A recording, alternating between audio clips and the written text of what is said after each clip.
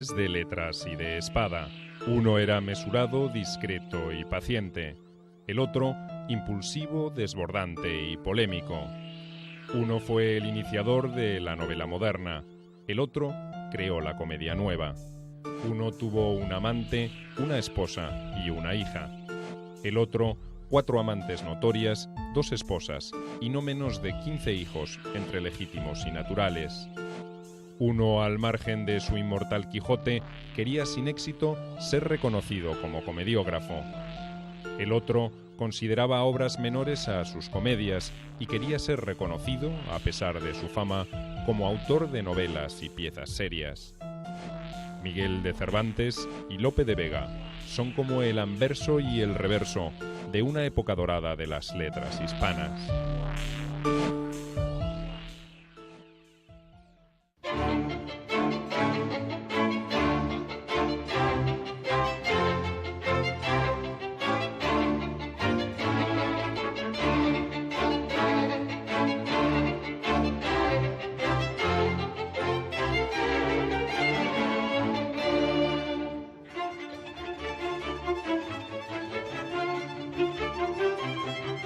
Cervantes, Lope de Vega.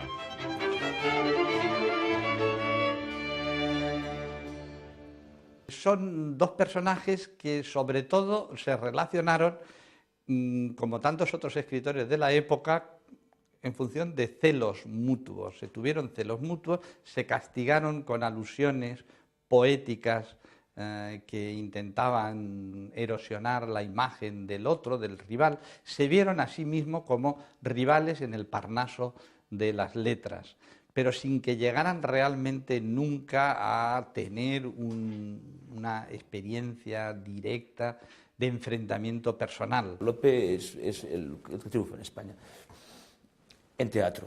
En novela, Cervantes, y en poesía Góngora. Góngora, que publica en 1611 el Polifemo, es su único rival, ¿no? Pero digamos que serían la tripleta. Cervantes inventa la novela moderna, 1605, Lope inventa el teatro moderno, 1609 publica Arte Nuevo, y Góngora la poesía moderna, 1611. O sea, serían los tres. Es el momento en que tiene más importancia España en su historia cultural, más que Italia, más que Francia.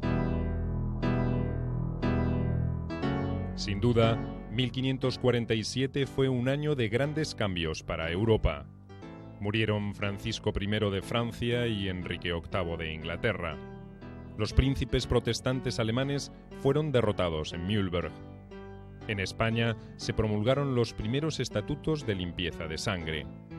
Y en la ciudad de Alcalá de Henares, hacia el 29 de septiembre, nació un niño al que pusieron por nombre Miguel, y que estaba llamado a dejar su huella imperecedera en las letras hispanas.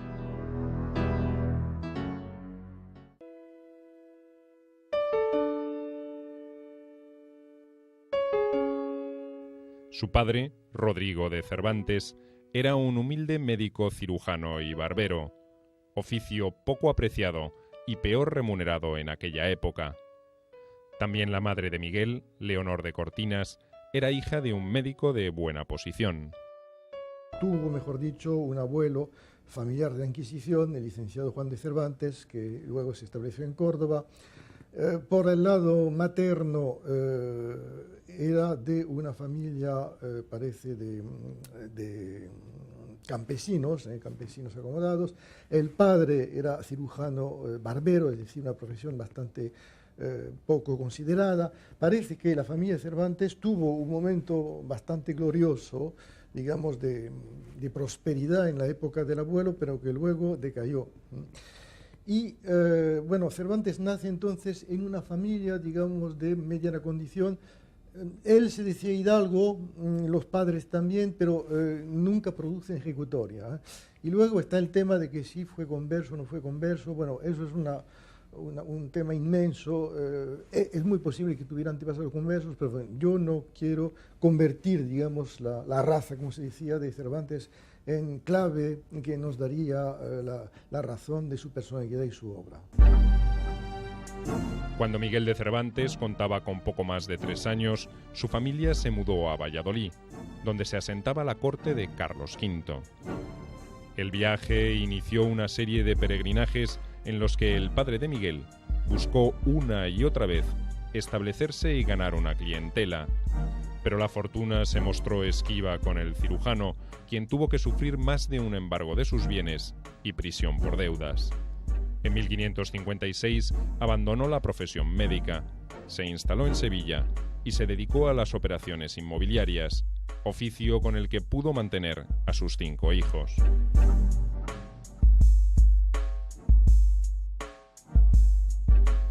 Miguel de Cervantes estudió en Córdoba y luego en Sevilla con los jesuitas. Allí, su familia era vecina del poeta, actor y comediógrafo Lope de Rueda, con quien estrecharon lazos de amistad.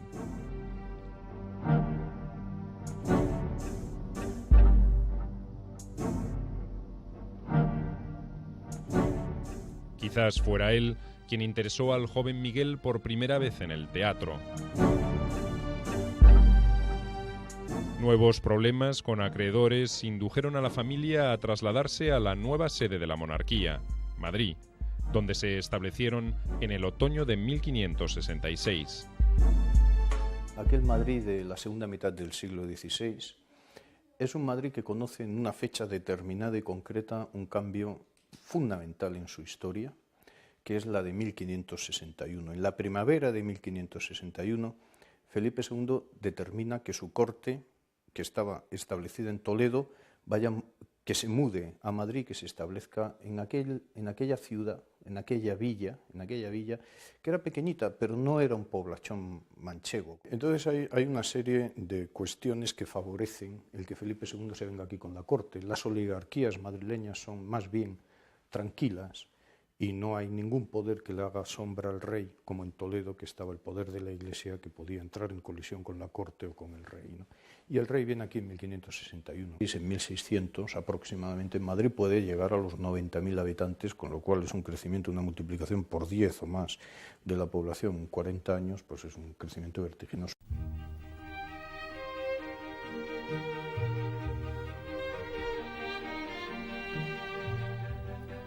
Puesto que la casa de los Cervantes era espaciosa, recibieron en ella hospedaje un par de empresarios italianos y un músico y bailarín, Alonso Getino de Guzmán, vinculado a la compañía teatral de Lope de Rueda. Este ocupaba en la corte una envidiable posición. Gracias a él, el joven Miguel alcanzó su primer reconocimiento como poeta.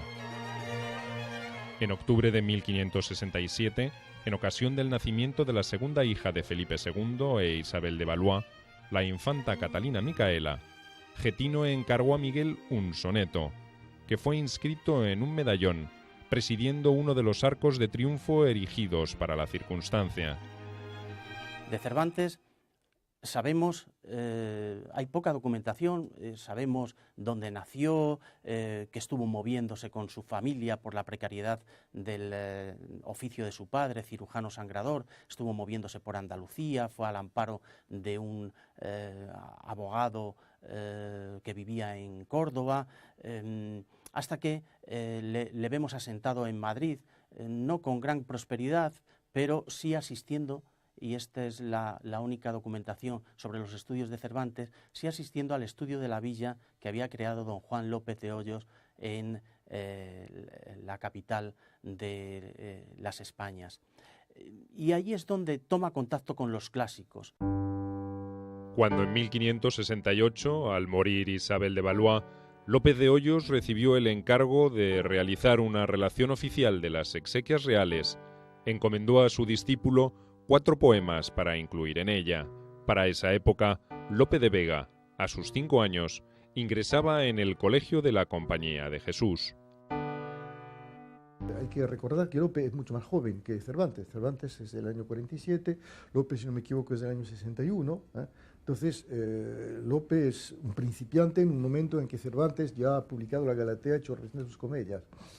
Y bueno, pues en los primeros momentos, por ejemplo en la Galatea, en una lista de poetas a los que Cervantes rinde tributo, pues hay un homenaje bastante cálido a Lope. Luego las cosas parecen haberse, digamos, parecen que se van agudizando, bueno, agriando. Cervantes es un vivo ejemplo de cultura oral. Uno está leyendo el Quijote y está escuchando que le están narrando experiencias en primera persona, muchas de ellas, o experiencias a través de cuentos intercalados en el transcurso de la narración, pero sobre todo estamos escuchando más que leyendo. Es importantísima la oralidad en Cervantes. La carrera de Miguel en el mundo de las letras parecía promisoria, pero pronto hallaría un fin abrupto. En 1569, en un duelo, hirió gravemente a un tal Antonio de Segura y se ordenó su captura. Miguel huyó a Sevilla y de allí a Roma, y se lo condenó en rebeldía a la amputación de su mano derecha y al destierro por 10 años.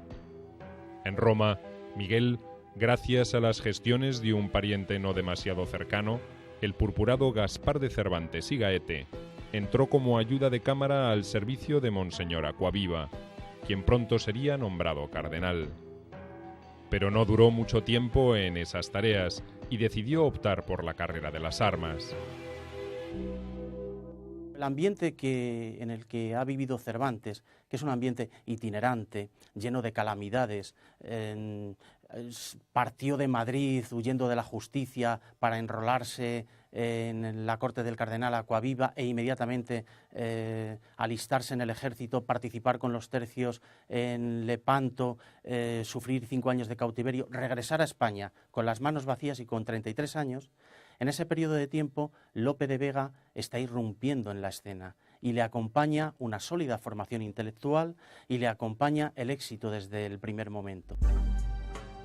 En 1571, los estados pontificios, España y Venecia, acordaron constituir la Santa Liga, convocada por el Papa Pío V contra los turcos, y pusieron una armada a las órdenes de don Juan de Austria.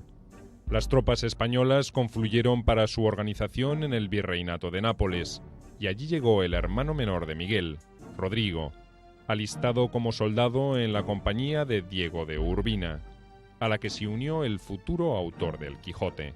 El 23 de agosto de 1571, la imponente escuadra de Juan de Austria zarpó de Nápoles hacia Corfú, donde una fortaleza cristiana había resistido el asedio de los otomanos, y luego entró en el Golfo de Corinto.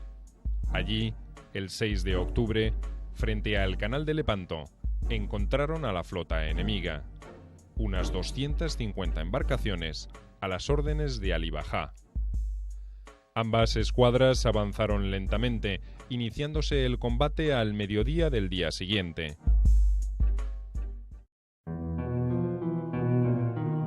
Miguel se hallaba afiebrado, presa de la malaria. Sin embargo, se negó a permanecer bajo cubierta y participó en el combate. Los testimonios de la batalla dan constancia de la bravura del joven soldado, quien recibió 3 tiros de arcabuz, 2 en el pecho y 1 en el brazo izquierdo, que le inutilizó esa mano y le valió el apodo de Manco de Lepanto. La batalla terminó con la incuestionable victoria de los aliados cristianos.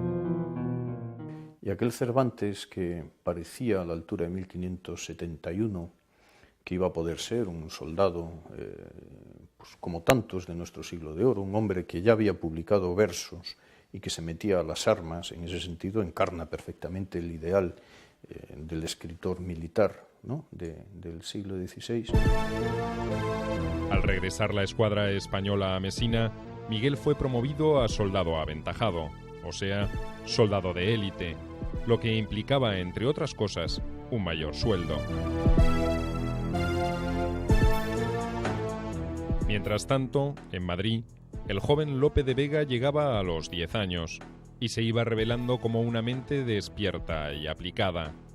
En esta época, deslumbraba a sus familiares y maestros traduciendo al castellano poemas latinos.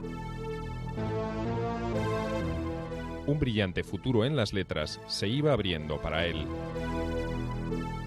Durante los años siguientes, Miguel de Cervantes no tuvo actividad militar alguna y se dedicó a leer. Petrarca, Tasso, Ariosto y Boccaccio, entre otros, fueron sus favoritos. Cervantes yo creo que era un gran devorador de toda aquella lectura que caía en sus manos, que no debían ser cuantiosas por su escaso poder adquisitivo, pero sí leía todo lo que llegaba a su poder. Cualquier papel que estaba a su alcance, él lo elaboraba y debía tener una enorme memoria, porque él luego lo supo reciclar en toda su obra literaria. De manera que si algo resaltaría, aparte de su capacidad para retratar la época, no solo en El Quijote, en las novelas ejemplares, en casi toda su obra, es la asunción de todo lo que ha visto, de todo lo que ha escrito, y su transmisión en forma de narración oral. Finalmente, en 1575, pidió permiso para volver a España y solicitar allí, como recompensa por sus tareas, algún empleo civil al servicio de la corona. En septiembre, embarcó en Nápoles con rumbo a la costa catalana en la galera El Sol, junto con su hermano Rodrigo. Llevaba consigo una carta de recomendación del propio don Juan de Austria y otra del duque de Sesa. Ya frente a las costas españolas, la galera fue asaltada por piratas berberiscos. Miguel y Rodrigo, al igual que los otros sobrevivientes, fueron llevados, atados de pies y manos, a Argel. Las cartas de recomendación que portaba Miguel convencieron a sus captores que estaban ante un personaje importante. Por ese motivo, los dos hermanos no fueron llevados al mercado de esclavos, sino que su captor, Dalí Mami, prefirió pedir un elevado rescate por su libertad, que por supuesto su familia no estaba en condiciones de pagar. En 1577 llegaron a Argel 3 hermanos mercedarios para realizar un rescate de cautivos. La familia Cervantes les había confiado sus ahorros y otras sumas que habían obtenido vendiendo diversos bienes y contrayendo préstamos. Pero el precio de la liberación de los hermanos fue elevado por Dalí Mami. En esa ocasión, Miguel pidió a los sacerdotes que, dado que los ducados que traían no eran suficientes para liberar a ambos, rescatasen a su hermano Rodrigo. Así se hizo.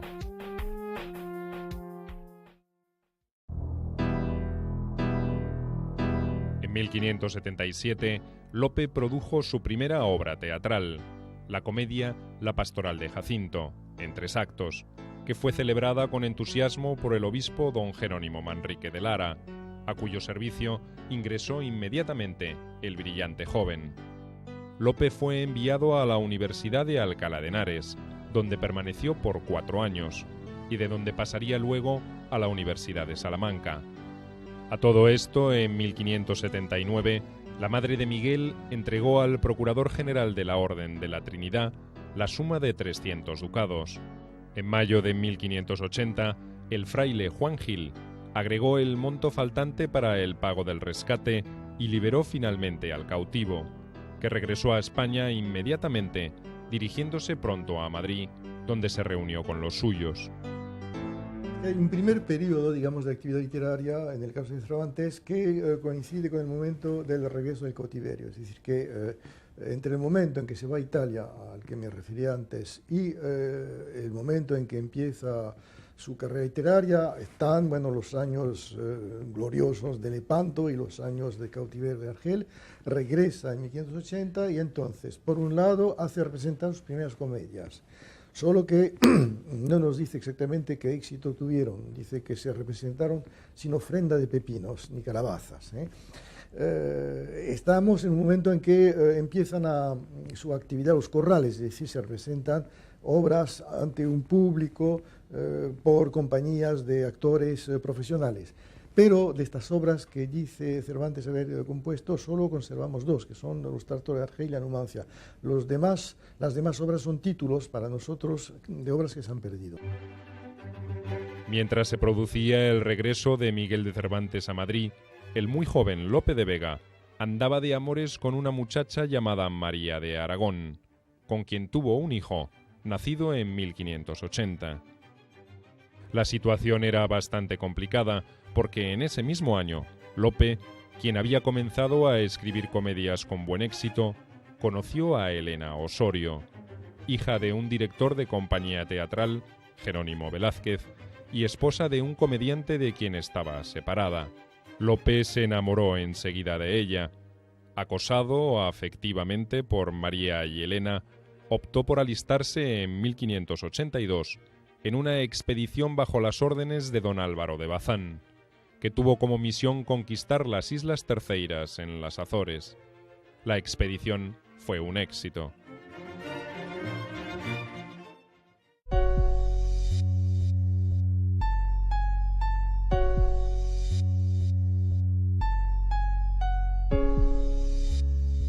En 1581, Miguel, después de solicitar infructuosamente ante el Consejo de Castilla alguna recompensa por los servicios prestados, se había dirigido a la corte de Felipe II. Allí el rey le concedió una breve misión diplomática en Orán, después de la cual Miguel volvió a Madrid. No teniendo por el momento otra ocupación, se dedicó a escribir y a vincularse nuevamente con los círculos literarios de la ciudad. Pues sin embargo la vida, entre las heridas de Lepanto y la vuelta a España y el cautiverio de Argel, su vida pues toma unos derroteros, sus intentos de entrar en medios cortesanos que le fallan, no porque él no quisiera ser un cortesano, a él le habría encantado ser un cortesano y de hecho lo intenta varias veces pero lo hace mal. En 1582 Miguel dio a conocer el Trato de Argel. En 1583, Numancia, y en los años siguientes, alrededor de 20 comedias que desafortunadamente se han perdido.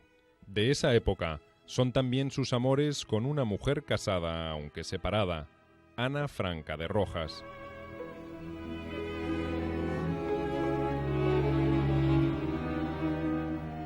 Con quien tuvo en 1584 una hija que reconoció y que fue bautizada como Isabel de Saavedra, tomando el apellido de un lejano pariente de la familia Cervantes. Ese mismo año, en Esquivias, conoció a Catalina de Salazar y Palacio, con quien al poco tiempo contrajo matrimonio en la iglesia Nuestra Señora de la Asunción.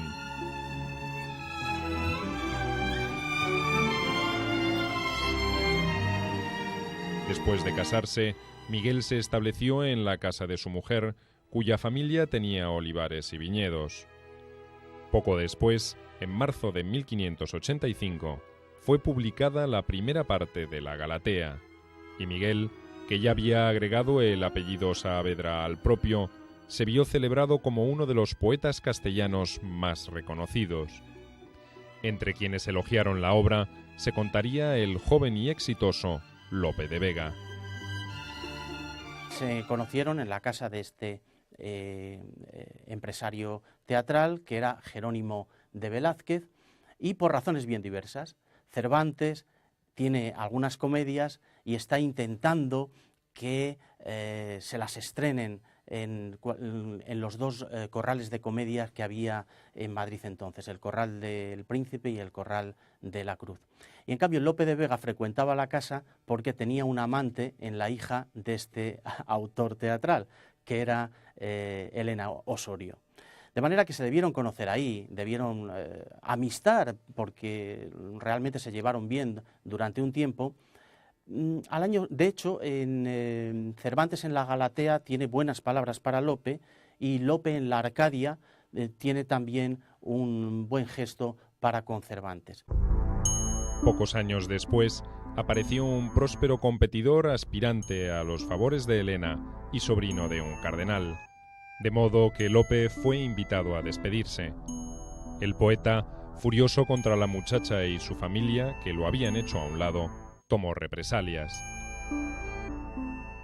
Lope de Vega nos parece como un chico superdotado, bueno, cursa estudios universitarios temprano, yo creo que estudia en Alcalá, pero yo diría que lo más llamativo en los primeros años de Lope son sus amores con Elena Osorio y el escándalo que se produce a consecuencia, digamos, de que Lope tenía un rival más adinerado y entonces deja correr libelos infamadores, y entonces a Lope se le condena a un destierro, y así es como se va a Valencia, donde encuentra a unos escritores que participaban en una actividad teatral que va a tener mucho impacto sobre la propia trayectoria de Lope.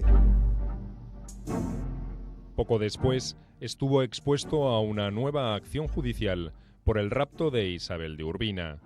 Sin embargo, Lope contrajo matrimonio con ella y la familia de la joven esposa aceptó entonces la situación. En 1587, Felipe II había decidido organizar una expedición contra Inglaterra y se iniciaron así los preparativos de lo que se llamaría la Armada Invencible. El proyecto requería no solo armamentos y hombres animosos, sino también acopio de trigo y aceite. Para ello se otorgaron numerosas comisiones, y una de ellas le fue concedida a Miguel, quien marchó a Sevilla para asumir sus funciones como comisario de abastecimientos de las galeras del rey. El trabajo resultó menos rentable de lo supuesto originariamente. El trigo requisado no les era abonado a los campesinos sino hasta ser almacenado, y en general con varios meses de espera. Por tanto, Miguel se vio en la necesidad de utilizar distintas medidas represivas para cumplir su misión. Durante 10 años recorre los caminos andaluces requiriendo trigo y aceite para la Invencible Armada que se estaba montando en aquel momento, y después del desastre de la Invencible, bueno, pues sigue recorriendo la zona de Granada para cobrar atrasos de deudas. Y es entonces cuando conoce la cárcel de Sevilla por un lío muy complicado, en fin, en el que no voy a entrar, y parece que durante esta estancia en la cárcel de Sevilla, 1597-98, le nace la idea del Quijote.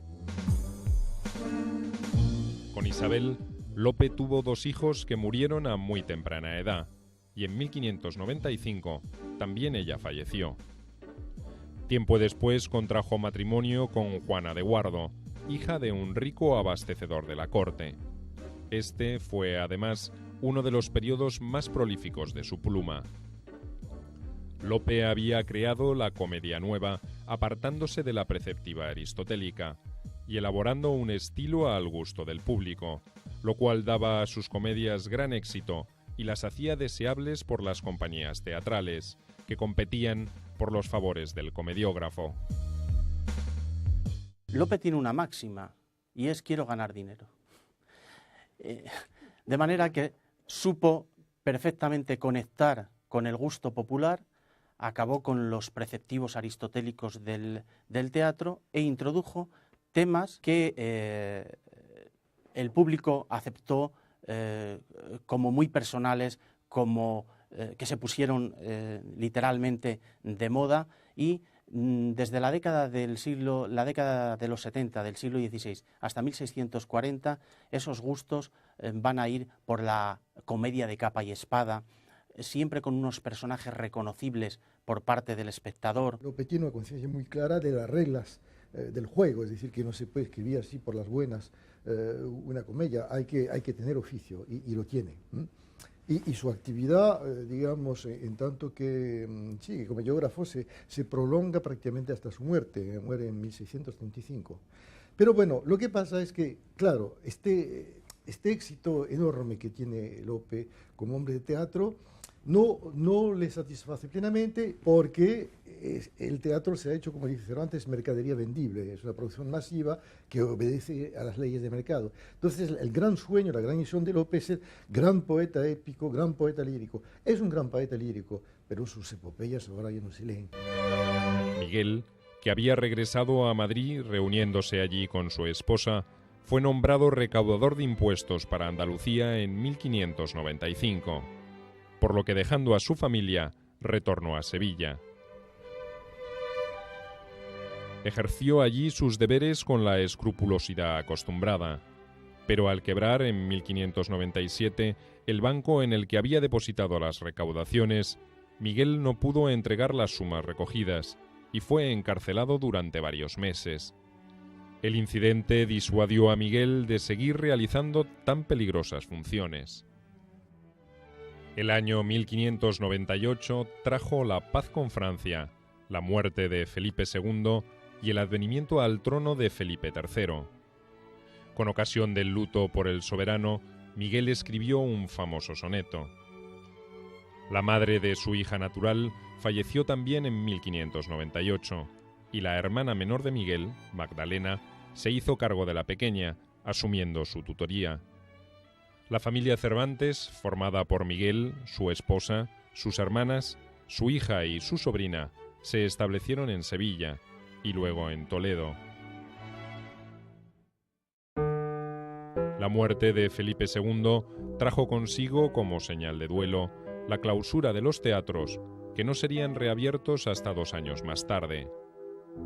En 1598, además, publicó la Arcadia, y al año siguiente, la Dragontea y el Isidro.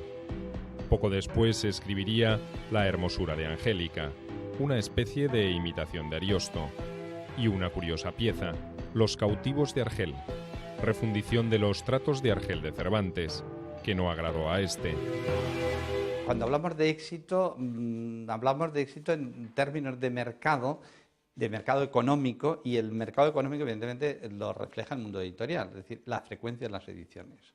Lo que nos puede determinar el éxito desde el punto de vista económico es la frecuencia y la tirada de las diversas ediciones. Y efectivamente, en el caso de, nadie puede dudar que en el caso de Lope de Vega podemos hablar de un hombre de éxito, un hombre de bestsellers, de auténticos bestsellers en la época. El mercado le pedía a gritos obras nuevas en las que incluso le proponían el tema concreto histórico sobre el que tenía que escribir, que él naturalmente idealizaba a su manera y le daba a esa sociedad lo que la sociedad pedía. Luego, en 1601, Felipe III lleva la corte a Valladolid, vuelve a caer la población de Madrid, vuelve en 1606, crece otra vez la población de Madrid con el retorno.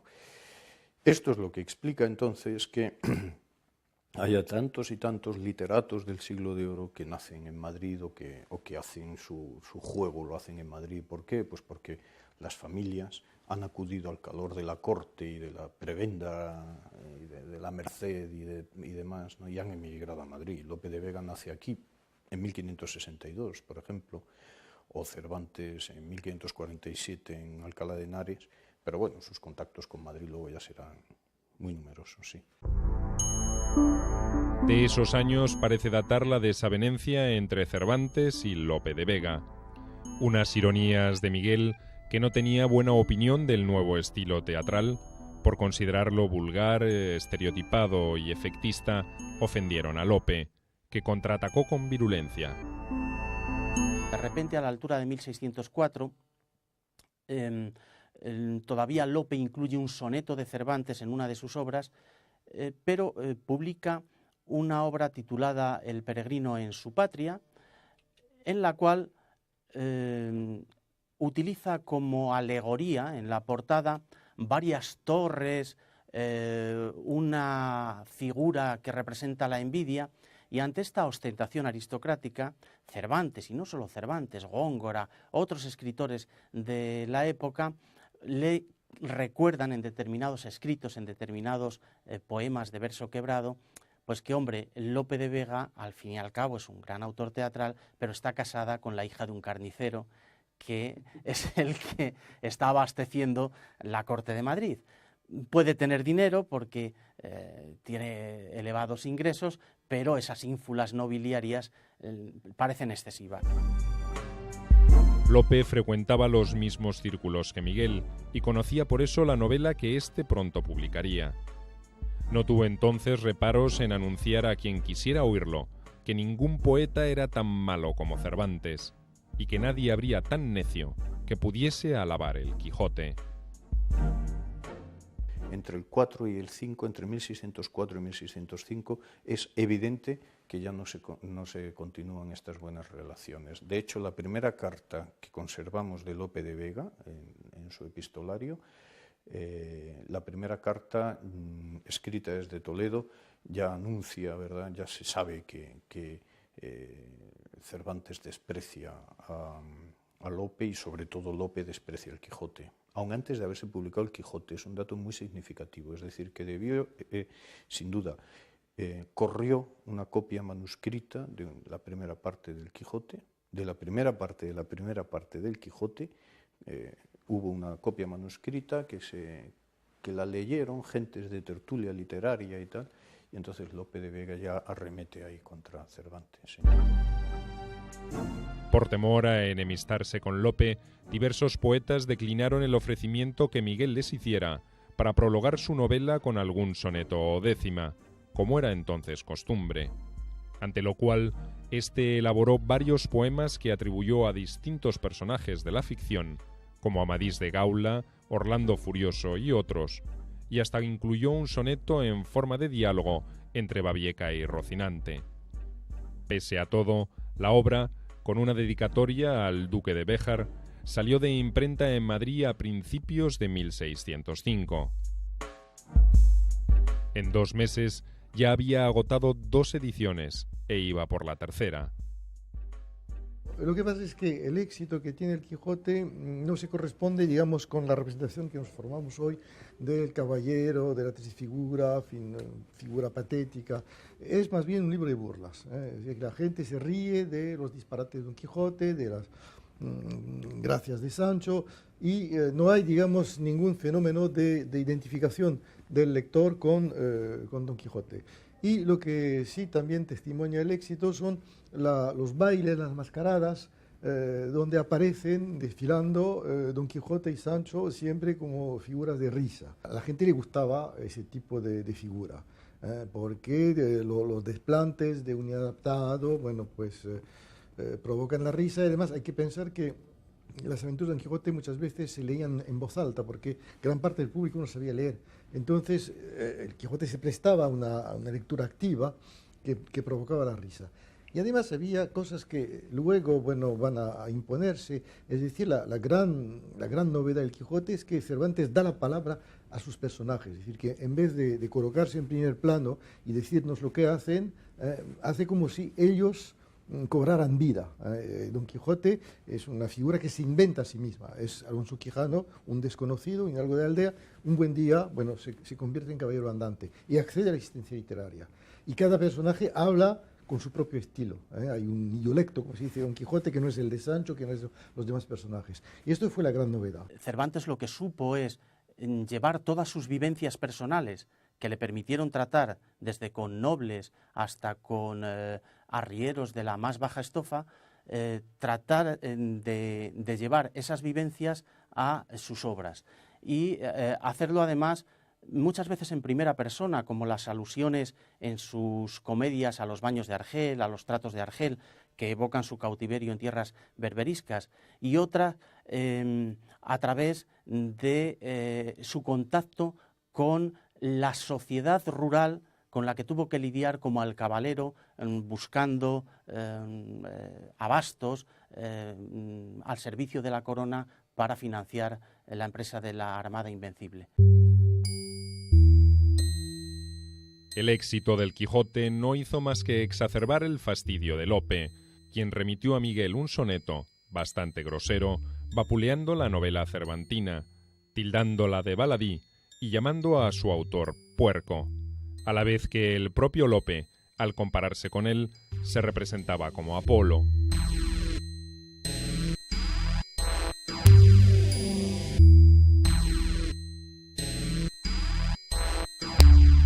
El soneto fue remitido en un sobre con el envío a cobrar.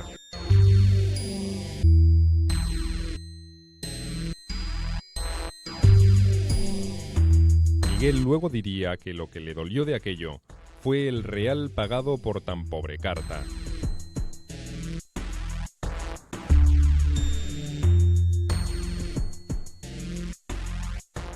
Tal vez me equivoque, pero me parece que en aquel enfrentamiento hay dos abstracciones del ser humano que se llaman vanidad y soberbia. A partes iguales, hombre, Cervantes debía ser bastante soberbio y Lope debía ser de una vanidad pues como lo describe Cervantes en el viaje del Parnaso, ¿no? Que crece, que engorda y que revienta sobre todos. Este era Lope de Vega, debía ser tremendo. Y Cervantes tenía un toque de soberbia que le llevaba mal el triunfo del otro, de Lope de Vega. Hubo una forma de expresar esa enemistad pública que es a través de los sonetos, a través de sonetos que se popularizaban enseguida y se comentaban en los mentideros. ¿Sabes lo último que ha escrito Góngora de Lope? ¿Sabes lo que ha dicho Lope? Otra vía de ataque de unos y otros eran los elogios que precedían a las obras. Esta serie de poemas que servían de introducción a las publicaciones, porque ahí se lanzaban unas pullas muy directas. Y por otra parte está lo que no se ve pero intuimos, es decir, las trampas que le pudieron poner a Cervantes en determinadas academias, en la concesión de premios como los Juegos Florales, e incluso en que Lope recomendase a determinados directores teatrales que no estrenasen las obras de Cervantes. Lope conoció en 1605 al duque de Sesa y al año entró a su servicio. Consciente de que la profesión de escritor no le proporcionaba ingresos suficientes para satisfacer sus aspiraciones, Lope buscaba una vez más la seguridad del mecenazgo, a diferencia de Miguel, que rehuía cada vez que podía todo tipo de servicio personal. En 1606, la corte cambió su residencia nuevamente a Madrid, y Miguel la siguió con su familia. En 1608, Lope dio a conocer La Jerusalén conquistada, obra compuesta a imitación de Tasso, y al año siguiente publicó su Arte nuevo de hacer comedias, verdadero manifiesto de la comedia nueva. Por esa época se hizo familiar, es decir, colaborador del Santo Oficio. A mediados de 1609, el mismo año en que Felipe III firmó el decreto de expulsión de los moriscos, la esposa y las hermanas de Miguel tomaron los hábitos franciscanos, y el propio Miguel se afilió a la Congregación de los Esclavos del Santísimo Sacramento. También Lope sintió acentuadas sus tendencias místicas por ese entonces e ingresó en la Cofradía del Caballero de la Gracia y al Oratorio de la Calle del Olivar. De esta época es una de sus piezas más conocidas, Peribáñez y el Comendador de Ocaña. 5 años de cautiverio en Argel, toda la vida pidiéndole a la corte alguna prebenda por haberse dejado la salud en el empeño, en la batalla, y nunca obtuvo ninguna respuesta positiva. Incluso en la última etapa de su vida, cuando ya vive en la indigencia, en la calle del León, rodeado tan solo de su mujer y de una sobrina, con alguna visita de alguna hija natural o de alguna de sus hermanas, en esa última etapa era tal el grado de necesidad que intenta irse con el conde de Lemos a la corte italiana que iba a fundar como escritor de esa corte. Es decir, hasta el final de sus días está intentando medrar económicamente, salir de esa postración material en la que vive. Cervantes intentó integrar esta comitiva, pero sin éxito. Sin embargo, en esta ocasión, el conde le otorgó alguna merced, por lo que el escritor le quedó grandemente agradecido. Por otra parte, no se sumió en la inactividad. En 1613 entregó a la imprenta sus novelas ejemplares, que sorprendieron por sus innovaciones estilísticas y alcanzaron pronto éxito. Para esa época ingresó como novicio en la Orden Tercera. Son unos años en que Lope está en la cumbre, digamos, de su gloria, de su éxito. Es de Lope, se dice es de Lope para decir que todo era una maravilla. Pero al mismo tiempo, bueno, hay una serie de fenómenos que conviene tener en cuenta. Primero, el hecho de que en su vida personal conoce diferentes desgracias. Bueno, tiene varios hijos que mueren muy chicos, muy chiquitos. Luego pasa por una crisis espiritual y recibe órdenes y se mete a cura, como diríamos, lo cual no le impide mantener nuevos amores. Luego su amada, digamos, predilecta, Marta Nevares, pierde la vista y se vuelve loca, y esto va a ser un drama tremendo para Lope. Y ocurre que nuevos poetas aparecen, y entre otros Calderón, y a partir de los años 1625-1630, a pesar de que Lope sigue escribiendo comedias, bueno, no aparece como, digamos, el astro de la vida teatral de aquel tiempo. En 1614, a la vez que salía de imprenta su viaje del Parnaso, Miguel encontró que circulaba por España una versión apócrifa de la segunda parte del Quijote, firmada por un tal Avellaneda, en quien la tradición ha querido ver a alguno de los acólitos de Lope. Se trataba de una parodia de bajo valor. Cervantes, sabiendo que la primera parte de su novela se había traducido al inglés, decidió escribir su continuación. Al año siguiente la entregó a imprenta, con una dedicatoria dirigida al conde de Lemos. Junto con ella, publicó también 8 comedias y 8 entremeses, obras que había escrito y que no había conseguido hacer representar por ninguna compañía teatral.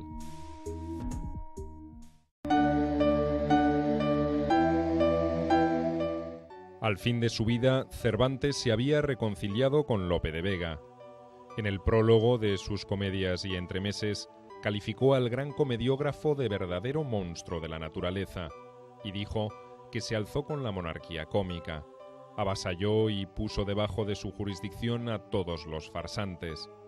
Llenó el mundo de comedias propias, felices y bien razonadas, y tantas que pasan de 10.000 pliegos los que tiene escritos, y todas, que es una de las mayores cosas que pueden decirse, las ha visto representar, o por lo menos ha oído decir que se han representado.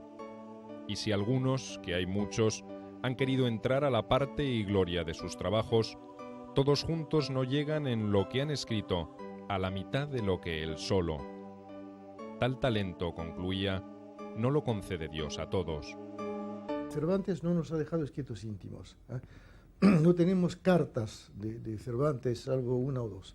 De modo que la personalidad de Cervantes la vamos descubriendo a través de sus autorretratos, pero los autorretratos de Cervantes son autorretratos mediatizados por una escritura, es decir, que Cervantes no es Juan Jacobo Rousseau, no escribe para confesarse, sino que de reojo, de refilón, bueno, nos da a entender algo de lo que es, de lo que quiere, por ejemplo, los prólogos al Quijote o en el prólogo Las Novelas Ejemplares, o en su viaje del Parnaso, cuando dice yo soy aquel que la invención excede, o dice que a mí me gusta leer hasta los papeles rotos de la calle. Bueno, estas son, digamos, pequeñas luces que nos iluminan la personalidad de Cervantes. Cervantes parece que era un hombre no muy expansivo, y tiene un sentido del humor y una ironía que es uno de los encantos, digamos, de su personalidad y también de su escritura. Desentendiéndose del previsible éxito de la segunda parte del Quijote, Miguel se ordenó formalmente como tercero franciscano y se dedicó a lo que sería su última obra, Las aventuras de Persiles y Segismunda, que finalizó el 19 de abril de 1616. 3 días después, víctima de hidropesía, falleció en su casa de la calle del León, esquina con la calle de Francos, atendido amorosamente por su esposa y su sobrina. Fue sepultado con el sayal franciscano en el convento de las Trinitarias Descalzas de la calle de Cantarranas, que hoy lleva el nombre de Lope de Vega. En 1617, Lope comenzó a supervisar la publicación de sus obras. Su éxito y popularidad no decreció en esos años. Entre 1617 y 1627 escribió algunas de sus mejores páginas: Fuente Ovejuna, El Caballero de Olmedo, Las Fortunas de Diana, La Filomena, El Mejor Alcalde, el Rey, La Circe y El Romancero Espiritual, entre otras. Poco después, Marta de Nevares, quien fuera la gran compañera de sus últimos años, falleció. En estos tiempos aciagos, Lope encontró, sin embargo, la paz para escribir piezas como La Dorotea, Amarilis, Filis, El Castigo sin Venganza, Corona Trágica, El laurel de Apolo, rimas humanas y divinas y otras más. Lope de Vega murió el 27 de agosto de 1635 en su casa de la calle de Francos, que hoy lleva el nombre de Cervantes, cerca de la iglesia de San Sebastián, donde el poeta y comediógrafo fue sepultado. La ironía es que ciertamente a la luz de la historia premia y la historia castiga. La historia quizá ha premiado más a Cervantes que a Lope de Vega. La vida le premió más a Lope de Vega, pero sin embargo le castigó la historia en el sentido de que la consideración estelar que ha tenido Cervantes y en particular su Quijote en toda Europa a lo largo de los siglos jamás la ha tenido ninguna obra de Lope de Vega. Dicho de otra manera, Cervantes se pasó toda la vida envidiando a Lope de Vega y quizá Lope de Vega en su tumba se haya pasado siempre en la tumba envidiando el éxito póstumo de Cervantes.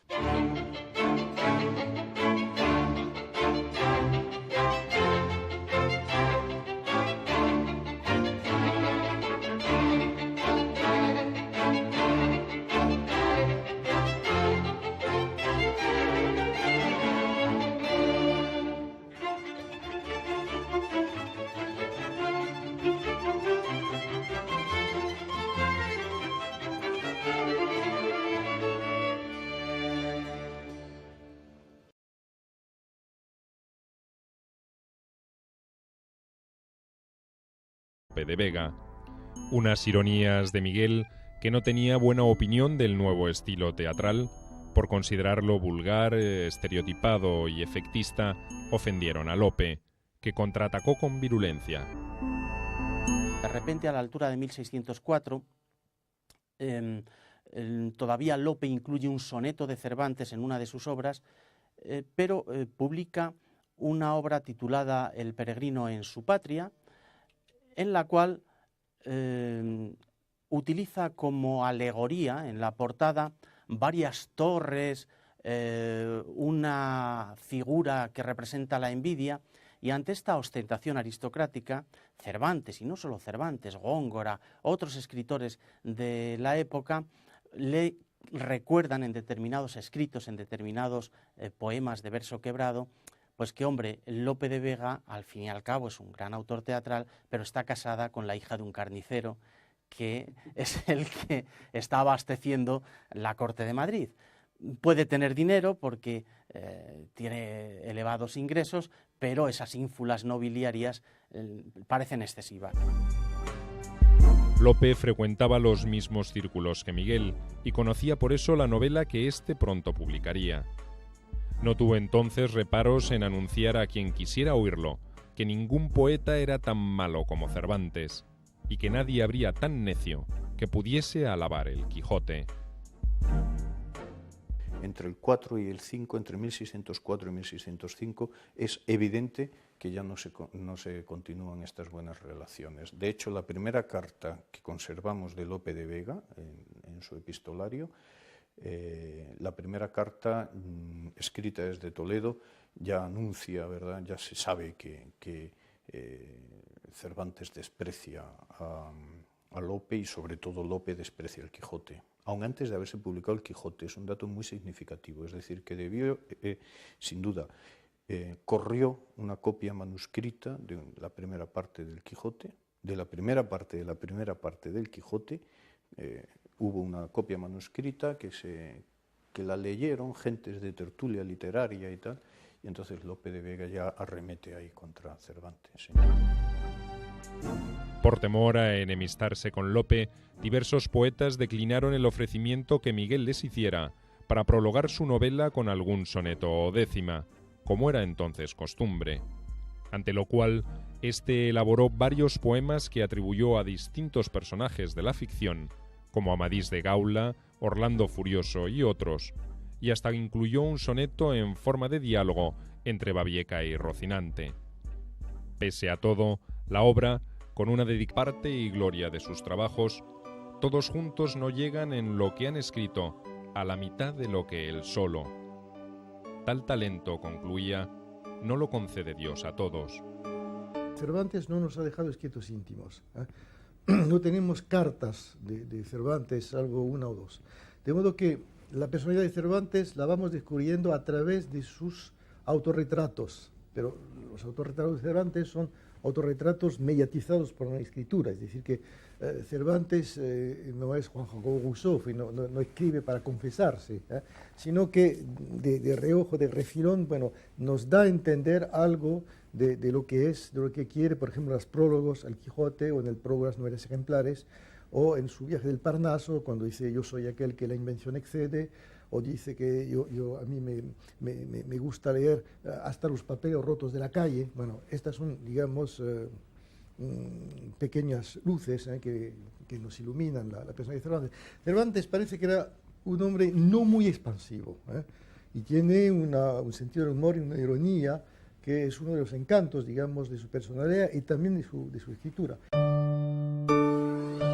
Desentendiéndose del previsible éxito de la segunda parte del Quijote, Miguel se ordenó formalmente como tercero franciscano y se dedicó a lo que sería su última obra, Las aventuras de Persiles y Segismunda, que finalizó el 19 de abril de 1616. 3 días después, víctima de hidropesía, falleció en su casa de la calle del León, esquina con la calle de Francos, atendido amorosamente por su esposa y su sobrina. Fue sepultado con el sayal franciscano en el convento de las Trinitarias Descalzas de la calle de Cantarranas, que hoy lleva el nombre de Lope de Vega. En 1617, Lope comenzó a supervisar la publicación de sus obras. Su éxito y popularidad no decreció en esos años. Entre 1617 y 1627 escribió algunas de sus mejores páginas: Fuente Ovejuna, El Caballero de Olmedo, Las Fortunas de Diana, La Filomena, El Mejor Alcalde, el Rey, La Circe y El Romancero Espiritual, entre otras. Poco después, Marta de Nevares, quien fuera la gran compañera de sus últimos años, falleció. En estos tiempos aciagos, Lope encontró, sin embargo, la paz para escribir piezas como La Dorotea, Amarilis, Filis, El Castigo sin venganza, Corona trágica, El laurel de Apolo, Rimas humanas. También durante un tiempo, al año, de hecho, en Cervantes en la Galatea tiene buenas palabras para Lope, y Lope en la Arcadia tiene también un buen gesto para con Cervantes. Pocos años después, apareció un próspero competidor aspirante a los favores de Helena y sobrino de un cardenal, de modo que Lope fue invitado a despedirse. El poeta, furioso contra la muchacha y su familia, que lo habían hecho a un lado, tomó represalias.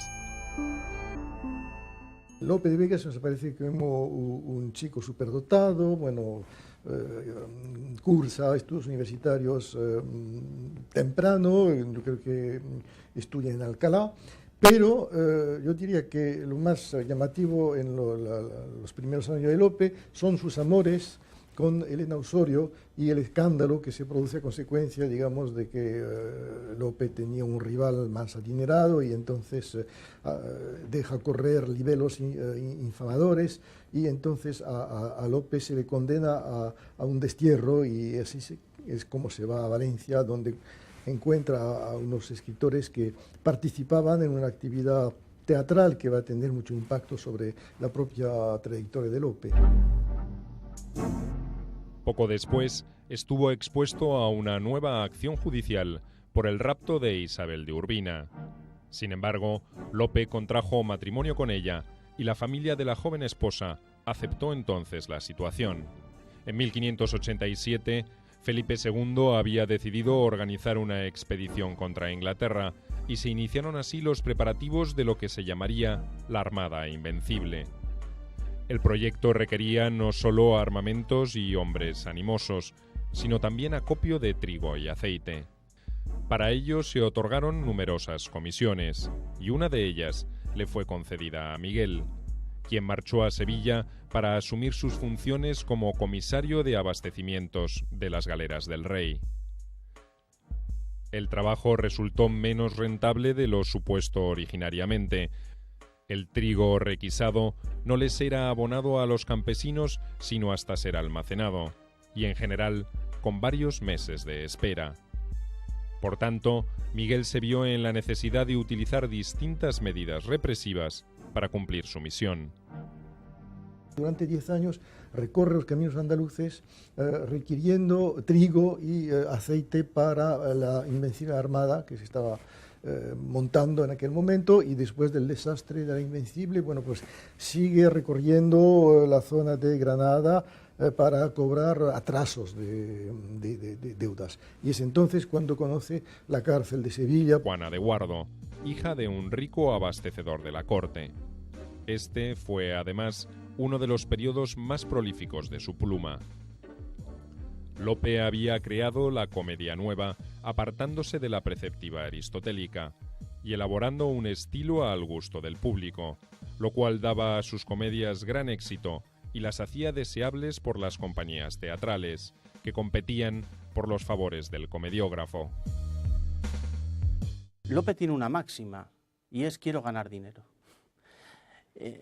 De manera que supo perfectamente conectar con el gusto popular, acabó con los preceptivos aristotélicos del teatro e introdujo temas que el público aceptó como muy personales, como que se pusieron literalmente de moda, y desde la década de los 70 del siglo XVI hasta 1640, esos gustos van a ir por la comedia de capa y espada, siempre con unos personajes reconocibles por parte del espectador. Lope tiene una conciencia muy clara de las reglas del juego, es decir, que no se puede escribir así por las buenas una comedia, hay que tener oficio, y lo tiene. Y su actividad, digamos, en tanto que sí, comediógrafo, se prolonga prácticamente hasta su muerte, muere en 1635. Pero bueno, lo que pasa es que, claro, este éxito enorme que tiene Lope como hombre de teatro no le satisface plenamente, porque el teatro se ha hecho, como dice Cervantes, mercadería vendible, es una producción masiva que obedece a las leyes de mercado. Entonces el gran sueño, la gran misión de Lope es ser gran poeta épico, gran poeta lírico. Es un gran poeta lírico, pero sus epopeyas ahora ya no se leen. Miguel, que había regresado a Madrid reuniéndose allí con su esposa, fue nombrado recaudador de impuestos para Andalucía en 1595. Por lo que, dejando a su familia, retornó a Sevilla. Ejerció allí sus deberes con la escrupulosidad acostumbrada, pero al quebrar en 1597 el banco en el que había depositado las recaudaciones, Miguel no pudo entregar las sumas recogidas y fue encarcelado durante varios meses. El incidente disuadió a Miguel de seguir realizando tan peligrosas funciones. El año 1598 trajo la paz con Francia, la muerte de Felipe II y el advenimiento al trono de Felipe III. Con ocasión del luto por el soberano, Miguel escribió un famoso soneto. La madre de su hija natural falleció también en 1598, y la hermana menor de Miguel, Magdalena, recomendación que portaba Miguel, convencieron a sus captores que estaban ante un personaje importante. Por ese motivo, los dos hermanos no fueron llevados al mercado de esclavos, sino que su captor, Dalí Mami, prefirió pedir un elevado rescate por su libertad, que por supuesto su familia no estaba en condiciones de pagar. En 1577 llegaron a Argel 3 hermanos mercedarios para realizar un rescate de cautivos. La familia Cervantes les había confiado sus ahorros y otras sumas que habían obtenido vendiendo diversos bienes y contrayendo préstamos. Pero el precio de la liberación de los hermanos fue elevado por Dalí Mami. En esa ocasión, Miguel pidió a los sacerdotes que, dado que los ducados que traían no eran suficientes para liberar a ambos, rescatasen a su hermano Rodrigo. Así se hizo.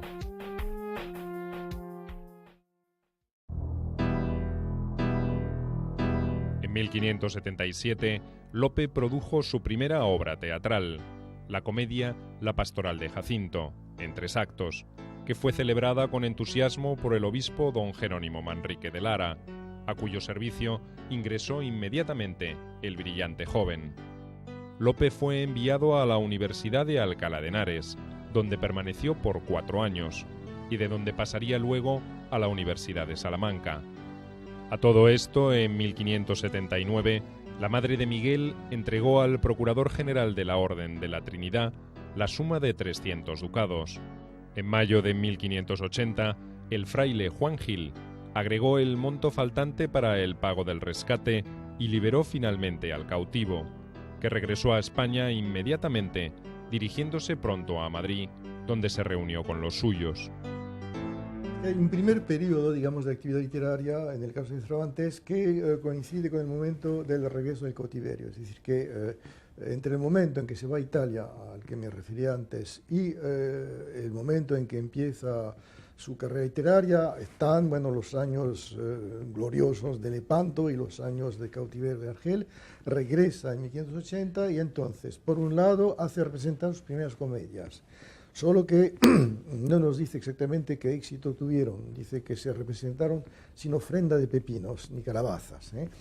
Estamos en un momento en que empiezan su actividad los corrales, es decir, se representan obras ante un público por compañías de actores profesionales. Pero de estas obras que dice Cervantes haber compuesto, solo conservamos 2, que son los Tártaros de Argel y la Numancia. Las demás obras son títulos para nosotros de obras que se han perdido. Mientras se producía el regreso de Miguel de Cervantes a Madrid, el muy familiar, es decir, colaborador del Santo Oficio. A mediados de 1609, el mismo año en que Felipe III firmó el decreto de expulsión de los moriscos, la esposa y las hermanas de Miguel tomaron los hábitos franciscanos, y el propio Miguel se afilió a la Congregación de los Esclavos del Santísimo Sacramento. También Lope sintió acentuadas sus tendencias místicas por ese entonces e ingresó en la Cofradía del Caballero de la Gracia y al Oratorio de la Calle del Olivar. De esta época es una de sus piezas más conocidas, Peribáñez y el Comendador de Ocaña. 5 años de cautiverio en Argel, toda la vida pidiéndole a la corte alguna prebenda por haberse dejado la salud en el empeño, en la batalla, y nunca obtuvo ninguna respuesta positiva. Incluso en la última etapa de su vida, cuando ya vive en la indigencia, en la calle del León, rodeado tan solo de su mujer y de una sobrina, con alguna visita de alguna hija natural o de alguna de sus hermanas, en esa última etapa era tal el grado de necesidad que intenta irse con el conde de Lemos a la corte italiana que iba a fundar como escritor de esa corte. Es decir, hasta el final de sus días está intentando medrar económicamente, salir de esa postración material en la que vive. Cervantes intentó integrar esta comitiva, pero sin éxito. Sin embargo, en esta ocasión, el conde le otorgó alguna merced, por lo que el escritor le quedó grandemente agradecido. Por otra parte, no se sumió en la inactividad. En 1613 entregó a la imprenta sus novelas ejemplares, que sorprendieron por sus innovaciones estilísticas y alcanzaron pronto éxito. Para esa época ingresó como novicio en la Orden Tercera. Son unos años en que Lope está en la cumbre, digamos, de su gloria, de su éxito. Es de Lope, se dice es de Lope para decir que todo era una maravilla. Pero al mismo tiempo, bueno, hay una serie de fenómenos que conviene tener en cuenta. Primero, el hecho de que en su vida personal conoce diferentes desgracias. Bueno, tiene varios hijos que mueren muy chicos, muy chiquitos. Luego pasa por una crisis espiritual y recibe órdenes y se mete a cura, como diríamos, lo cual no le impide mantener nuevos amores. Luego su amada. Tiene algunas comedias y está intentando que se las estrenen en los dos corrales de comedias que había en Madrid entonces, el Corral del Príncipe y el Corral de la Cruz. Y en cambio Lope de Vega frecuentaba la casa porque tenía un amante en la hija de este autor teatral, que era Elena Osorio. De manera que se debieron conocer ahí, debieron amistar, porque realmente se llevaron bien durante un tiempo. Al año, de hecho, en Cervantes en la Galatea tiene buenas palabras para Lope, y Lope en la Arcadia tiene también un buen gesto para con Cervantes. Pocos años después, apareció un próspero competidor aspirante a los favores de Elena y sobrino de un cardenal, de modo que Lope fue invitado a despedirse. El poeta, furioso contra la muchacha y su familia, que lo habían hecho a un lado, tomó represalias. Lope de Vega nos parece como un chico superdotado, bueno, cursa estudios universitarios temprano, yo creo que estudia en Alcalá, pero yo diría que lo más llamativo en los primeros años de Lope son sus amores con Elena Osorio y el escándalo que se produce a consecuencia, digamos, de que Lope tenía un rival más adinerado y entonces deja correr libelos infamadores, y entonces a Lope se le condena a un destierro, y así es como se va a Valencia, donde encuentra a unos escritores que participaban en una actividad teatral que va a tener mucho impacto sobre la propia trayectoria de Lope. Poco después, estuvo expuesto a una nueva acción judicial por el rapto de Isabel de Urbina. Sin embargo, Lope contrajo matrimonio con ella y la familia de la joven esposa aceptó entonces la situación.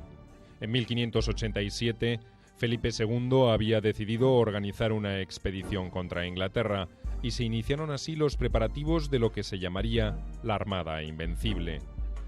El proyecto requería no solo armamentos y hombres animosos, sino también acopio de trigo y aceite. Para ello se otorgaron numerosas comisiones, y una de ellas le fue concedida a Miguel, quien marchó a Sevilla para asumir sus funciones como comisario de abastecimientos de las galeras del rey. El trabajo resultó menos rentable de lo supuesto originariamente. El trigo requisado no les era abonado a los campesinos sino hasta ser almacenado, y en general con varios meses de espera. Por tanto, Miguel se vio en la necesidad... Y el mercado económico, evidentemente, lo refleja el mundo editorial, es decir, la frecuencia de las ediciones. Lo que nos puede determinar el éxito desde el punto de vista económico es la frecuencia y la tirada de las diversas ediciones. Y efectivamente, en el caso de... Nadie puede dudar que en el caso de Lope de Vega podemos hablar de un hombre de éxito, un hombre de bestsellers, de auténticos bestsellers en la época. El mercado le pedía a gritos obras nuevas en las que incluso le proponían el tema concreto histórico sobre el que tenía que escribir, que él naturalmente idealizaba a su manera y le daba a esa sociedad lo que la sociedad pedía. Luego en 1601 Felipe III lleva la corte a Valladolid, vuelve a caer la población de Madrid, vuelve en 1606, crece otra vez la población de Madrid con el retorno. Esto es lo que explica entonces que haya tantos y tantos literatos del siglo de oro que nacen en Madrid o que hacen su juego, lo hacen en Madrid. ¿Por qué? Pues porque las familias han acudido al calor de la corte y de la prebenda, y de la merced y demás, ¿no? Y han emigrado a Madrid. Lope de Vega nace aquí en 1562, por ejemplo, o Cervantes en 1547 en Alcalá de Henares, pero bueno, sus contactos con Madrid luego ya serán muy numerosos, sí. De esos años parece datar la desavenencia entre Cervantes y Lope de Vega. Unas ironías de Miguel, que no tenía buena opinión del nuevo estilo teatral, por considerarlo vulgar, estereotipado y efectista, ofendieron a Lope, que contraatacó con virulencia. De repente, a la altura de 1604, todavía Lope incluye un soneto de Cervantes en una de sus obras, pero publica una obra titulada El peregrino en su patria, en la cual utiliza como alegoría en la portada varias torres, una figura que representa la envidia, y ante esta ostentación aristocrática, Cervantes, y no solo Cervantes, Góngora, otros escritores de la época, le recuerdan en determinados escritos, en determinados poemas de verso quebrado, pues que, hombre, Lope de Vega, al fin y al cabo, es un gran autor teatral, pero está casada con la hija de un carnicero, que es el que está abasteciendo la corte de Madrid.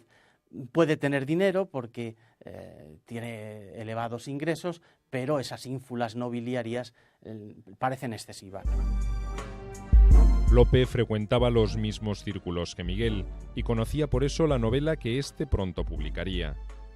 No tuvo entonces reparos en anunciar a quien quisiera oírlo que ningún poeta era tan malo como Cervantes y que nadie habría tan necio. Trato de Argel.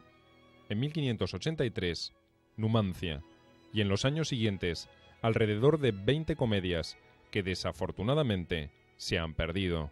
De esa época son también sus amores con una mujer casada, aunque separada, Ana Franca de Rojas.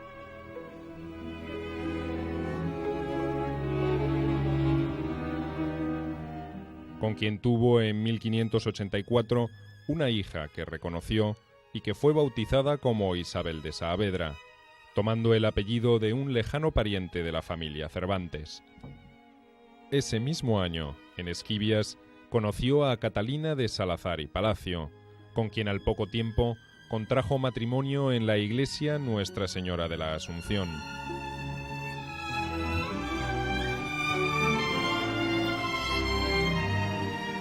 Después de casarse, Miguel se estableció en la casa de su mujer, cuya familia tenía olivares y viñedos. Poco después, en marzo de 1585, fue publicada la primera parte de la Galatea, y Miguel, que ya había agregado el apellido Saavedra al propio, se vio celebrado como uno de los poetas castellanos más reconocidos. Entre quienes elogiaron la obra se contaría el joven y exitoso Lope de Vega. Se conocieron en la casa de este empresario teatral, que era Jerónimo de Velázquez, y por razones bien diversas. Cervantes tiene algunas comedias y está intentando que se las estrenen en los dos corrales de comedias que había en Madrid entonces, el Corral del Príncipe y el Corral de la Cruz. Y en cambio Lope de Vega frecuentaba la casa porque tenía un amante en la hija de este autor teatral, que era Elena Osorio. De manera que se debieron conocer ahí, debieron amistar, porque realmente se llevaron bien durante un tiempo. Al año, de hecho, en Cervantes en la Galatea tiene buenas palabras para Lope, y Lope en la Arcadia tiene también un buen gesto para con Cervantes. Pocos años después, apareció un próspero competidor aspirante a los favores de Elena y sobrino de un cardenal, de modo que Lope fue invitado a despedirse. El poeta, furioso contra la muchacha y su familia, que lo habían hecho a un lado, tomó represalias. Lope de Vega nos parece como un chico superdotado, bueno, cursa estudios universitarios temprano, yo creo que estudia en Alcalá, pero yo diría que lo más llamativo en los primeros años... Han querido entrar a la parte y gloria de sus trabajos. Todos juntos no llegan en lo que han escrito a la mitad de lo que él solo. Tal talento, concluía, no lo concede Dios a todos. Cervantes no nos ha dejado escritos íntimos. No tenemos cartas de Cervantes, salvo una o dos. De modo que la personalidad de Cervantes la vamos descubriendo a través de sus autorretratos. Pero los autorretratos de Cervantes son autorretratos mediatizados por una escritura. Es decir, que Cervantes no es Juan Jacobo Rousseau, no escribe para confesarse, sino que de reojo, de refilón, bueno, nos da a entender algo de lo que es, de lo que quiere, por ejemplo, en los prólogos al Quijote o en el prólogo de las novelas ejemplares, o en su viaje del Parnaso, cuando dice yo soy aquel que la invención excede, o dice que a mí me gusta leer hasta los papeles rotos de la calle. Bueno, estas son, digamos, pequeñas luces que nos iluminan la persona de Cervantes. Cervantes parece que era un hombre no muy expansivo, y tiene un sentido del humor y una ironía que es uno de los encantos, digamos, de su personalidad y también de su escritura. Desentendiéndose del previsible éxito de la segunda parte del Quijote, Miguel se ordenó formalmente como tercero franciscano y se dedicó a lo que sería su última obra, Las aventuras de Persiles y Segismunda, que finalizó el 19 de abril de 1616. 3 días después, víctima de hidropesía, falleció en su casa de la calle del León, esquina con la calle de Francos, atendido amorosamente por su esposa y su sobrina. Fue sepultado con el sayal franciscano en el convento de las Trinitarias Descalzas de la calle de Cantarranas, que hoy lleva el nombre de Lope de Vega. En 1617, Lope comenzó a supervisar la publicación de sus obras. Su éxito y popularidad no decreció en esos años. Entre 1617 y 1627 escribió algunas de sus mejores páginas: Fuente Ovejuna, El Caballero de Olmedo, Las Fortunas de Diana, La Filomena, El Mejor Alcalde, el Rey, La Circe y El Romancero Espiritual, entre otras. Poco después, Marta de Nevares, quien fuera la gran compañera de sus últimos años, falleció. En estos tiempos aciagos, Lope encontró, sin embargo, la paz para escribir piezas como La Dorotea, Amarilis, Filis, El Castigo sin Venganza, Corona Trágica, El Laurel de Apolo, el poeta, actor y comediógrafo Lope de Rueda, con quien estrecharon lazos de amistad.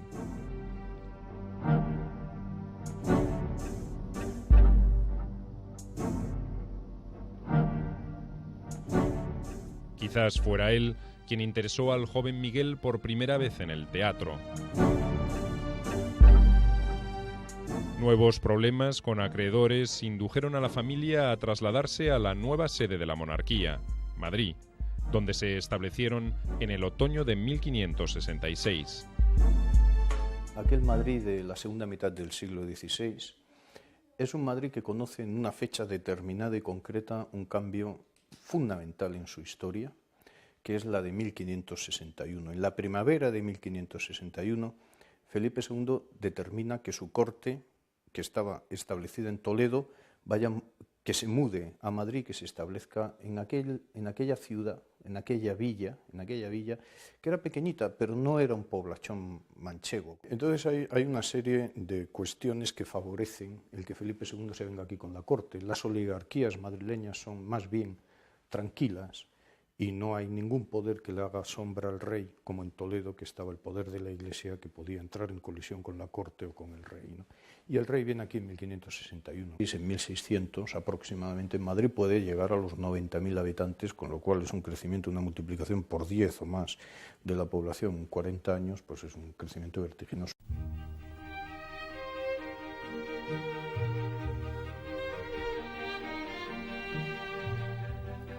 Puesto que la casa de los Cervantes era espaciosa, recibieron en ella hospedaje un par de empresarios italianos y un músico y bailarín, Alonso Getino de Guzmán, vinculado a la compañía teatral de Lope de Rueda.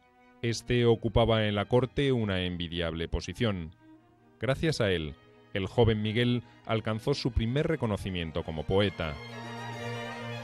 En octubre de 1567, en ocasión del nacimiento de la segunda hija de Felipe II e Isabel de Valois, la infanta Catalina Micaela, Getino encargó a Miguel un soneto, que fue inscrito en un medallón, presidiendo uno de los arcos de triunfo erigidos para la circunstancia. De Cervantes Sabemos, hay poca documentación, sabemos dónde nació, que estuvo moviéndose con su familia por la precariedad del oficio de su padre, cirujano sangrador, estuvo moviéndose por Andalucía, fue al amparo de un abogado que vivía en Córdoba, hasta que le vemos asentado en Madrid, no con gran prosperidad, pero sí asistiendo. Y esta es la España, con las manos vacías y con 33 años, en ese periodo de tiempo Lope de Vega está irrumpiendo en la escena y le acompaña una sólida formación intelectual y le acompaña el éxito desde el primer momento. En 1571, los estados pontificios, España y Venecia, acordaron constituir la Santa Liga, convocada por el Papa Pío V contra los turcos, y pusieron una armada a las órdenes de don Juan de Austria. Las tropas españolas confluyeron para su organización en el Virreinato de Nápoles, y allí llegó el hermano menor de Miguel, Rodrigo, alistado como soldado en la compañía de Diego de Urbina, a la que se unió el futuro autor del Quijote. El 23 de agosto de 1571, la imponente escuadra de Juan de Austria zarpó de Nápoles hacia Corfú, donde una fortaleza cristiana había resistido el asedio de los otomanos, y luego entró en el Golfo de Corinto.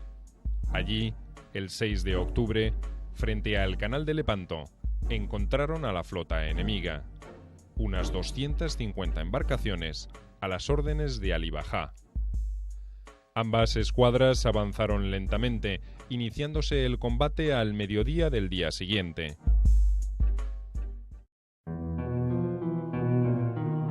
Miguel se hallaba afiebrado, presa de la malaria. Sin embargo, se negó a permanecer bajo cubierta y participó en el combate. Los testimonios de la batalla dan constancia de la bravura del joven soldado, quien recibió 3 tiros de arcabuz, 2 en el pecho y 1 en el brazo izquierdo, que le inutilizó esa mano y le valió el apodo de Manco de Lepanto. La batalla terminó con la incuestionable victoria de los aliados cristianos. Y aquel Cervantes que parecía a la altura de 1571 que iba a poder ser un soldado pues como tantos de nuestro siglo de oro, un hombre que ya había publicado versos y que se metía a las armas, en ese sentido encarna perfectamente el ideal del escritor militar, ¿no?, del siglo XVI. Al regresar la escuadra española a Mesina, Miguel fue promovido a soldado aventajado, o sea, soldado de élite, lo que implicaba, entre otras cosas, un mayor sueldo. Mientras tanto, en Madrid, el joven Lope de Vega llegaba a los 10 años y se iba revelando como una mente despierta y aplicada. En esta época, deslumbraba a sus familiares y maestros traduciendo al castellano poemas latinos. Un brillante futuro en las letras se iba abriendo para él.